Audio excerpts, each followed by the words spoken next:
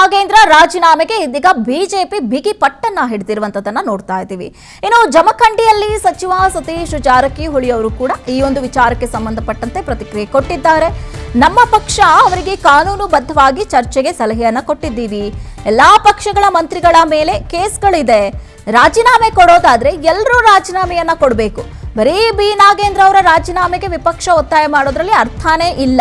ಅವರ ಪಕ್ಷದಲ್ಲಿ ಯಾರ್ಯಾರು ಈ ರೀತಿಯಾಗಿ ಆರೋಪಗಳು ಇದೆ ಅವರೆಲ್ಲರೂ ಕೂಡ ರಾಜೀನಾಮೆ ಕೊಡ್ಲಿ ಅಂತ ಸತೀಶ್ ಜಾರಕಿಹೊಳಿ ಅವರು ಇದೀಗ ಪಕ್ಷದ ಪರ ನಾಗೇಂದ್ರ ಪರ ಬ್ಯಾಟ್ ಬೀಸಿದ್ದಾರೆ. ಮಾಡ್ತಿದಾರಲ್ಲ ಅದೇನೆಲ್ಲ ಇಡೀ ಜಗತ್ತಿಗೆ ಗೊತ್ತಾಗ್ಬಿಟ್ಟದ್ರಲ್ಲ, ಏನು ಹೊಸದೇನಲ್ಲ. 5 ದಿವಸದಿಂದ ಪ್ರತಿಭಟನೆ ಹೊರಗೂ ಮಾಡ್ತಾರ, ಒಳಗೂ ಮಾಡ್ತಿದಾರ. ಅವ್ರು ಏನ್ ಮಾಡ್ಬೇಕು ಎಲ್ಲಾನು ಪ್ರಯತ್ನ ಮಾಡ್ತಿದಾರ. ನಮ್ಮ ಪಕ್ಷ ಅವ್ರು ಹೇಳಿದ ನಿಮ್ಮಲ್ಲಿ ಚರ್ಚೆ ಮಾಡಿ ಕಾನೂನುಬದ್ಧವಾಗಿ ಅಲ್ಲಿ ನೀವು ಹೇಳಿ, ಹಂಗೆ ಸುಮ್ಮನೆ ಹೇಳೋದಲ್ಲ. ನೋಟಿಸ್ ಕೊಡಿ, ನೋಟಿಸ್ ಕೊಟ್ಟ ಅವಕಾಶ ಕೊಡ್ತಾರ.